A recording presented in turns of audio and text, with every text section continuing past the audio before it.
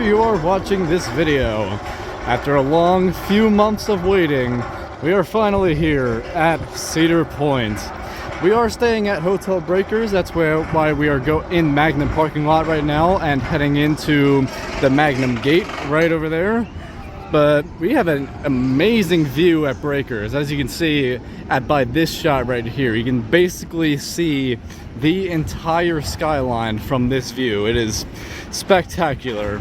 Unfortunately, that does mean we do have to stare at that big lawn ornament right over there and right here, of course, but you know, it is what it is, and hopefully that can manage to open later this week. But we are finally here. This is going to be a short intro day, really. I'm not going to film too much today just because it is sort of an intro day and we're not going to be doing a lot. So with that being said, let's get right into the park.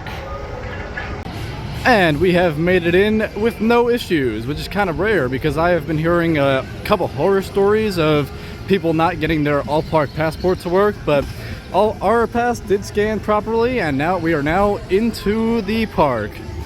A tradition of ours is to do Magnum first, so that's where we're gonna head over now for our first ride of the trip.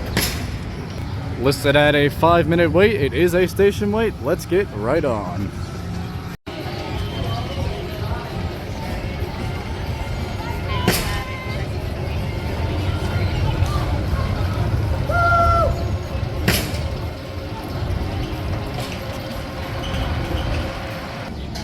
Magnum done, and first ride of the trip done.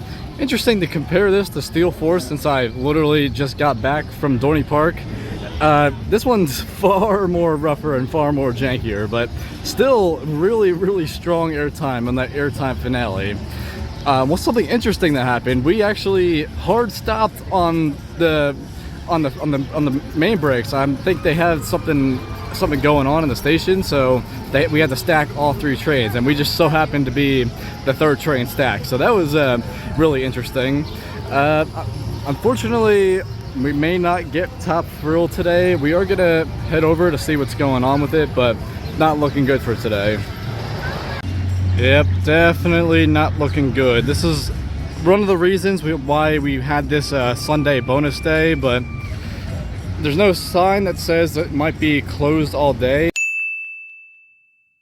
I'm not sure if they tested at all today, but just really unfortunate the state of this is. The top rumor right now is that the LSMs are a little overheated just because of the sudden heat. It is about 90 right now, so it is going up to extreme temperatures, which not sure if the LSMs can handle that, especially Zamperla ones. So we'll get over by the station area to see if there's any updates regarding that, but not looking good for today. Over here at the base of the spike is where the transfer track is, and it does seem black is on the transfer track. I didn't expect 3 train operations anyway, but it was just an extra. But really what we're looking at is Silver Train in the station over there with a lot of the restraints up, so that means they were trying to get it open at least, so let's hope that's a good sign for tomorrow morning. But just in case there is any movement later today, we will be coming back later in the night just in case it does seem to open. I don't expect anything to happen at that, so we might just have to wait till tomorrow morning to ride this.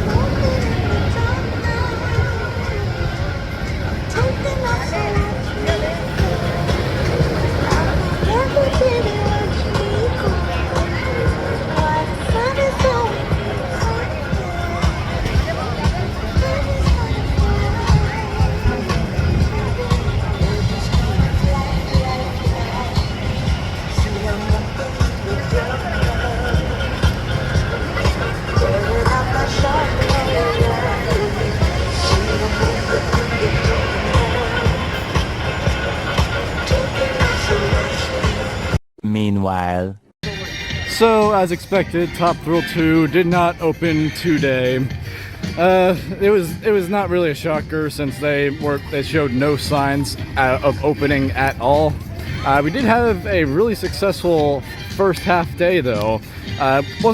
Wasn't in the mood for vlogging today just because we wanted to settle in before we really get going into the first official day, but that did include 3 total rides on Steel Vengeance, one including a very dark ride. As we can see, it is no sunset in the area, although it's kind of off the coast of Lake Erie, but that's the point. It was extremely dark when we got our ride on. It was absolutely hauling and absolutely amazing. But either way, tomorrow this is on early entry, so we can only hope that they may get it open in time for that, but there's no official announcement for the park yet that it is not on early entry, so we're just gonna have to wait and see until tomorrow. So I'm gonna get a good night's sleep and cut till tomorrow to see you there.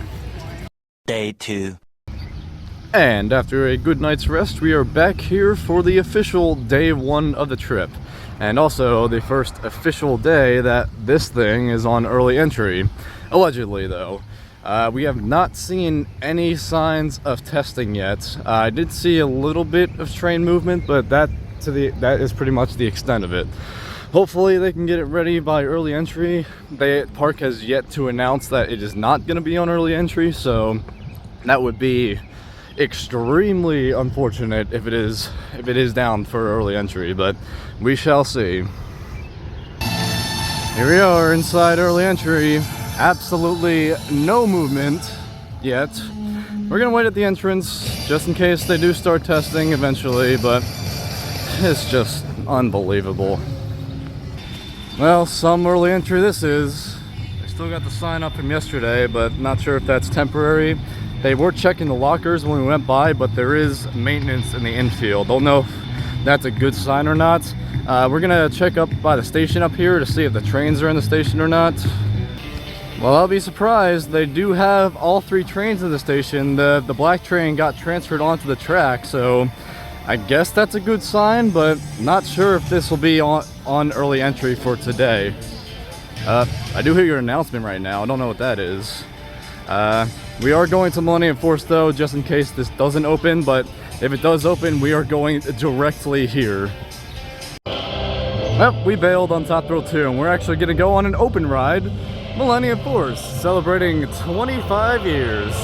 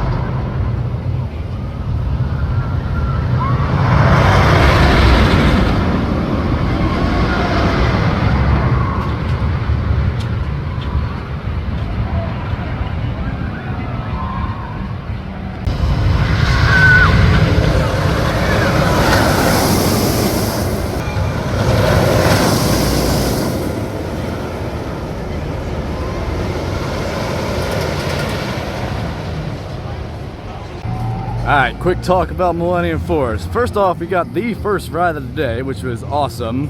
We also got an additional ride with the stair wait. Of course, it has filled up significantly ever since our 2 rides ended, of course, because Top Thrill is not open and there's a lot of closed early entry rides, but that's besides the point. Both rides were on Banana Train, so I don't know how that affected it, so I'm not sure how Blue Train is exactly running today, but they were incredible rides. Of course, the first ride of the day was a bit slow, but that was in rows 1 and 2, so that was pretty interesting. The second ride was in the second to back on Banana Train as well, but that was also really good. It's definitely sped up since the first ride that we did, but It is still a really fun ride. Of course, not really worth an hour wait that it usually gets, but this is just incredible and one of the highlights of Cedar Point. Of course, the new for 2025 edition this year is Siren's Curse. Unfortunately, this is the week that it opens. We are here from the 22nd till the 25th. This officially opens on the 28th, which is kind of frustrating just because we literally just missed it. They did remove the work walls for the upcoming media day this Thursday, so that's kind of interesting. We get a more open view of all the ride, and of course the sign is up. That's just natural. The ride is basically complete at this point. They just need to do their finishing touches. They're actually putting up the rule sign right now, which is pretty cool. We get to catch that, but just unfortunate that we couldn't be able to get on it. We'll just have to come back next year. And we have made our way to the main midway of the park. This is one of the most iconic views, except we're going the other way, but whatever. It is still a little bit of early entry, so we're gonna try and squeeze out some gatekeeper rides while we're back here, but holding out hope for Top Thrill. Just gotta make sure it tests first. Entering the boardwalk now to get on one of the most iconic front entrance rides in the world.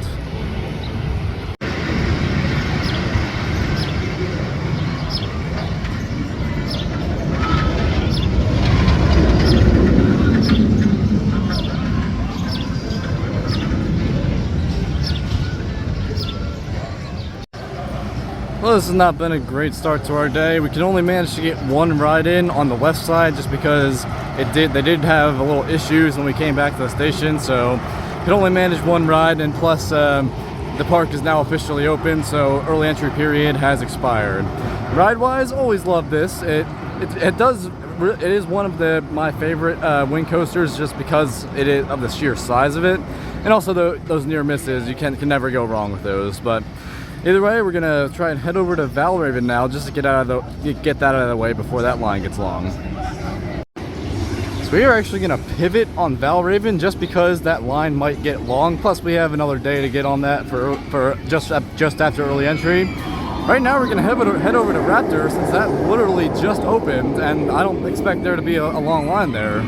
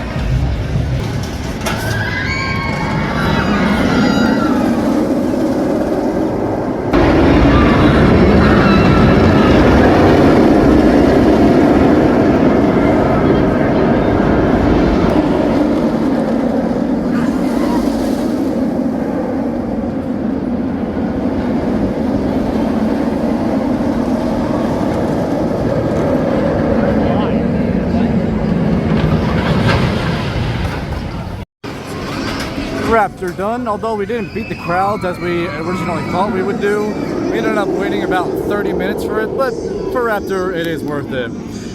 Since our home park is Dorney, we do have a comparison here with Talon, but I think this beats out Talon, no doubt. A lot more whip and a lot more positive G's, and especially on that Cobra roll, which on an invert is probably one of the most whippiest elements on these kind of rides. So I would prefer Raptor over Talon, but overall this one is really solid as well. A top 5 invert for sure. It does have a little dead space in the middle though, which kind of kills the second half of the ride, but either way, that ending helix is the most intense element probably on an invert, minus a Monsoon Batwing, but that's besides the point. Either way, really good rides on Raptor. Alright, we have re-entered the boardwalk because we actually saw Windseeker open. Yesterday it was closed for weather all day, so pretty much if you see this open, you go to that immediately, much like Top Thrill, but we're not going to mention that right now. We're also gonna double check the Wild Mouse line because they removed this off of early entry, so I'm wondering, does that affect the line at all? From what it seems like, it's only one switchback. I mean, that's not terrible, but I mean, for a Wild Mouse, and specifically this Wild Mouse, it's okay, but not really necessary. What we're prioritizing now is Windseeker, so let's get over there. Stand corrected, we did a group vote, and we are going to do Wild Mouse. This is not a terrible line, so I'm pretty sure because this is not on early entry, that means that a lot of the early entry people go to some rides like Millennium Force and kind of just stay over there. So I'm liking this kind of line. Let's hop a ride.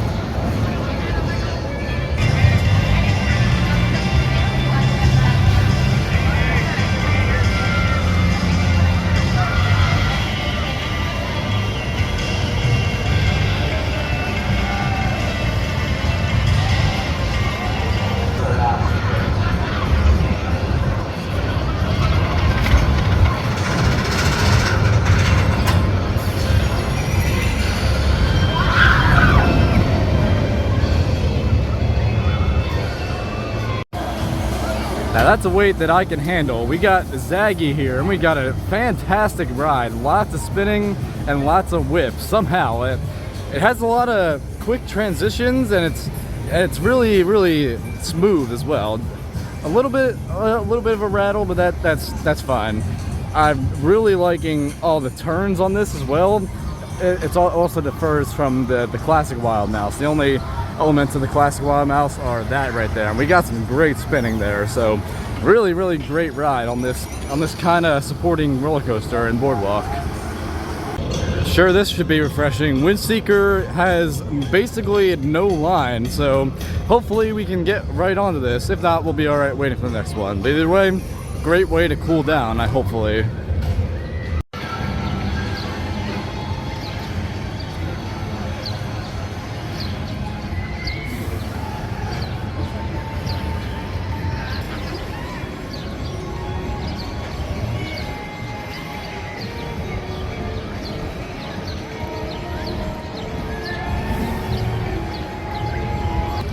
And this is probably one of the best Windseekers in the Legacy Cedar Fair chain. Get that lakefront wind, it's just amazing, especially on a hot day like this. That did unfortunately mean we had to stare at the elephant over there, but that's unfortunate. We got a really good panoramic view of the park, especially at Siren's Curse, which got some new views of that, which is really cool. Overall, I really enjoy these Windseekers. That's a nice change of pace from the fast-paced theme park day. I won't be filming a lot of flat rides in case we do any flat rides during this trip, just because I don't want these videos to be over an hour long. So we're just mainly going to get the coasters and the larger flat rides for now.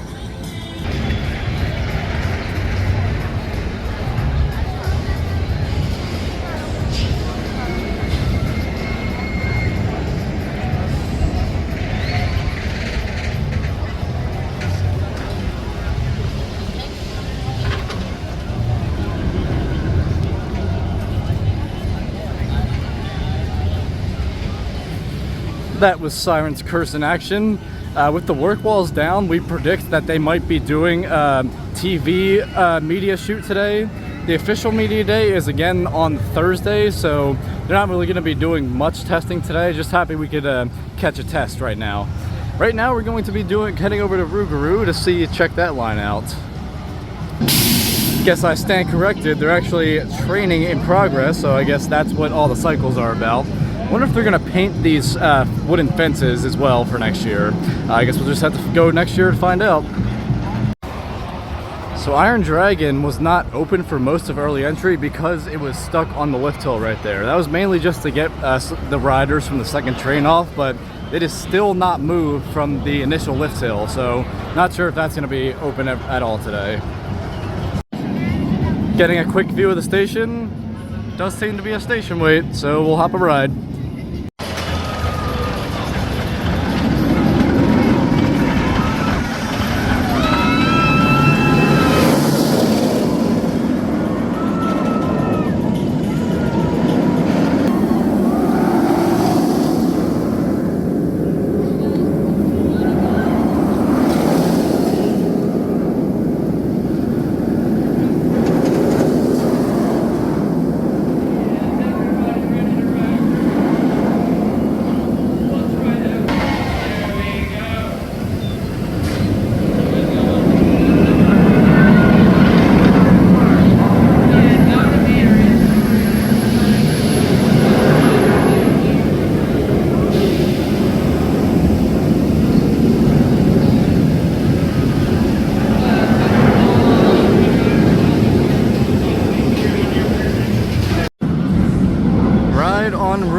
Complete. We did do this yesterday in the back row, but with like an empty train basically. This time was a full train and we were in row 2. It was absolutely hauling in the first half. This is the most comparable to obviously Medusa at Great Adventure, but can't really compare this to Hydra since it is Hydra is so absurd of a B&M floorless. This is also kind of the mirror version of the old Green Lantern at Great Adventure, so happy that we can finally get a blast from the past with the mirror version of this. Either way, first half is good, second half was okay. Not too much of a rattle, as most people say. It's very underrated in this park, I do believe. But we did notice that Iron Dragon did reopen, so we are going to head over there before that line gets long.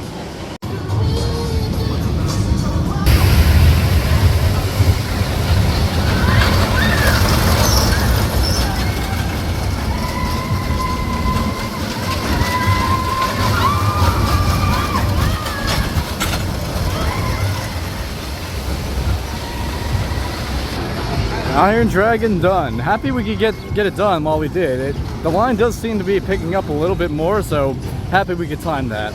That's just kind of a pure fun. It's also more of a scenic overview of the kind of middle of the park, which is, it's always nice to get that every once in a while. Of course, the second half is where it starts to pick up. You get most of the swinging in the spaghetti bowl over here, but other than that, swinging doesn't really affect the ride too much. Again, just really a scenic tour of the middle of the park. I can't even begin to voice my frustration with this. They haven't even attempted to test this today, and it's just unbelievable. Then they advertised that this will be early entry, and they have said absolutely nothing about whether this will be off of early entry or not. It's just absolutely frustrating. It's the fact that it's been operating the whole year, and the week that we come, it's all of a sudden down. It's just, I just can't with this ride right now. Alright, hopefully a Magnum Magic Seat can cheer me up. It is at a 15-minute wait, and we can see it right there, so it's not going to be a walk-on like it was yesterday, but still not terrible nonetheless.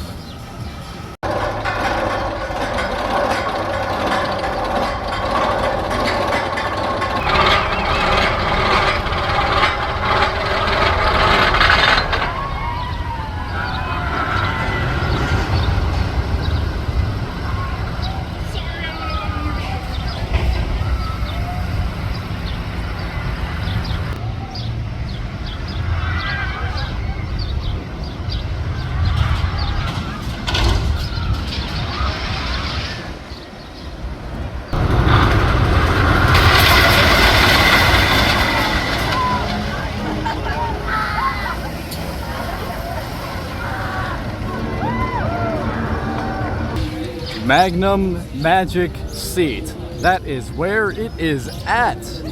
Strong airtime, roughness is still very, very much there, but I think it's even amplified in the front car, but still really strong and powerful raw airtime. I am a big fan of this. That's really all I have to say. It's just strong airtime. That airtime finale, still incredible. People do say that this is like the world's tallest mine train, and I kind of agree with that, just because there are some like janky transitions like that transition into the Helix, but other than that, absolutely insane ride here at Cedar Point.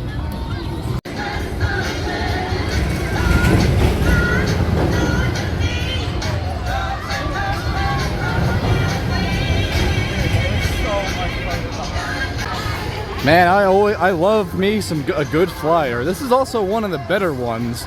Not as good as King's Dominions, although I do believe we have to get a better ride on the Knoebels flyers, because I don't believe we got a good ride on that. But nonetheless, this is a really solid flyer.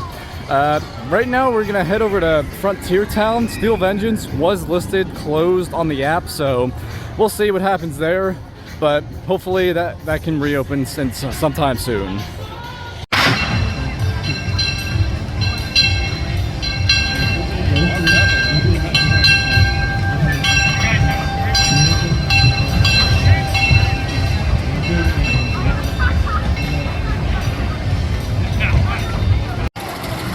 All right, trains are cycling with people. It is about 1 o'clock and we're finally made our way back to Frontier Town, so we're finally gonna get back on Steel Vengeance.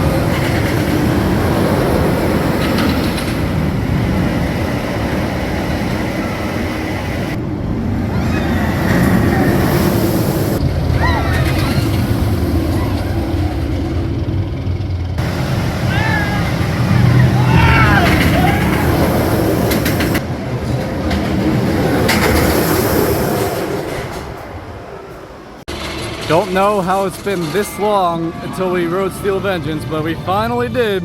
Well, on camera at least. We did it a few times yesterday. This is absolutely incredible. It's an absolute marathon to ride. It's non-stop, back to back to back. Awesome airtime, awesome whip on the inversions, such as that one right there. And any RMC inversion is just flawless, absolutely. Not better than Gwazi though, because that has an absolute craziness factor to it, but this one is, you get the longer ride and more consistent ride. That's what makes this really, really good. It is extremely weird how quickly theme parks can change within a year. This was the original Snake River Falls location, and now it's just pretty much theming for Frontier Town. It was a very neat ride. It's similar to Whitewater Landing at Thorny Park. If you can look closely, you can actually see the old tracks where the boat used to go by. So hopefully they have future plans to develop this area. That just means we'll have to come back again. Back at the Top Thrill 2 midway. Silver Train is out on the launch track. Don't know what it's doing there. It's just kind of sitting. I don't know what this means at all, but I guess we can wait around, see what happens.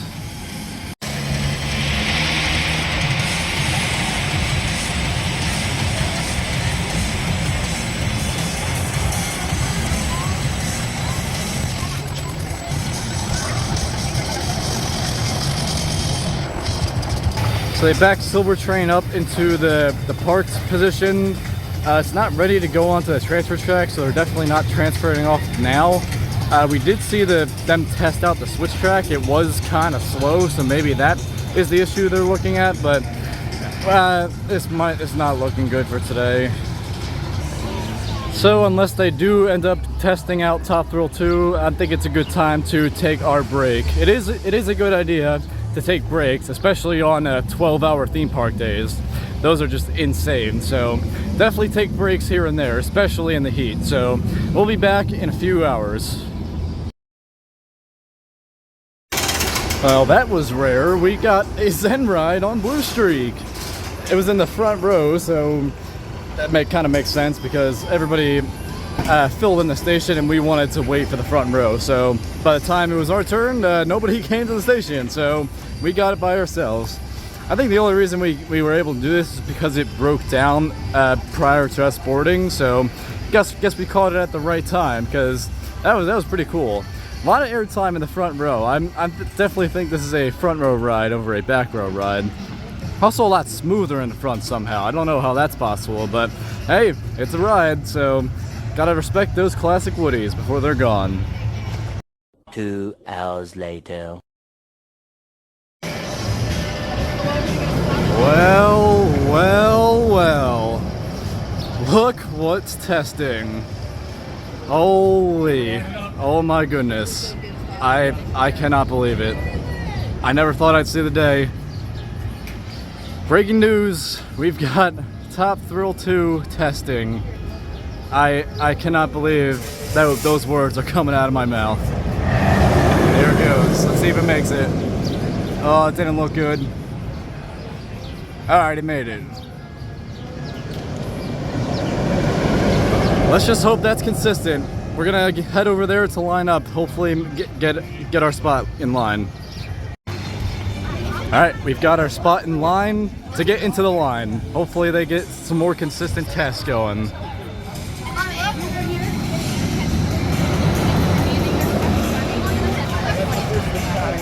Actually, well, technically second to opening one up like that in Austin, Texas, right next to the F1 racetrack.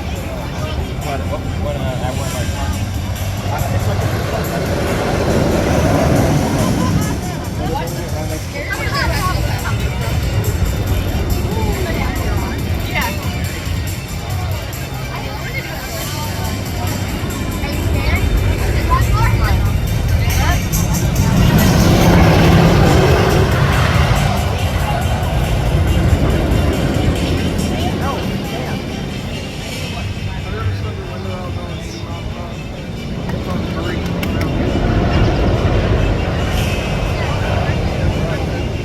I don't know when I will see you guys next, but hopefully it is after the ride.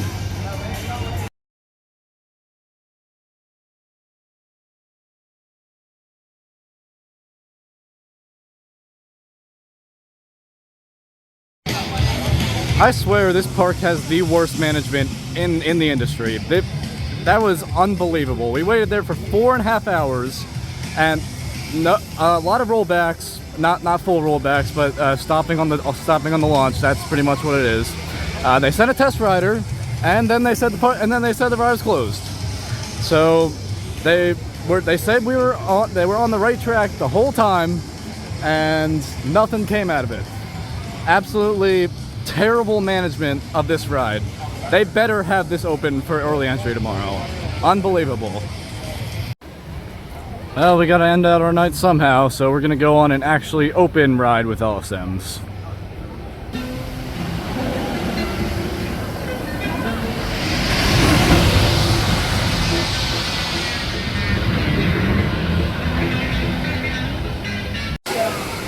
Front row night ride here on Maverick. Absolutely insane. Definitely made up for the last 4 hours. The tunnel part is one of the best parts at night. After the initial light effects with the train, you launch out and then into basically pitch black, and then the turn comes out of nowhere, which is insane. Usually the turn is intense on its own, but at night it is incredible how intense that is. Of course, the usual Maverick stuff with all the air time and all the whip. It's just insanity, especially at night. Happy we could get a night ride on this. And that will finally conclude our first full day here at Cedar Point and the first video here at Cedar Point. We're gonna face Magnum for the outro now because I don't want to face the park right now.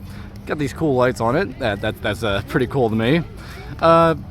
Overall, kind of day. There was a whole lot of rides down today. I'm pretty sure most, if not all, rides had some sort of downtime today. That's just unfortunate, but you know, Cedar Point, it It's kind of expected. Hopefully tomorrow can be better with early entry stuff and the obvious, but you know, make sure to leave your thoughts in the comment section down below. Leave a like if you enjoyed, and of course subscribe for more theme park content. And I will see you guys in the next video. Have a great day.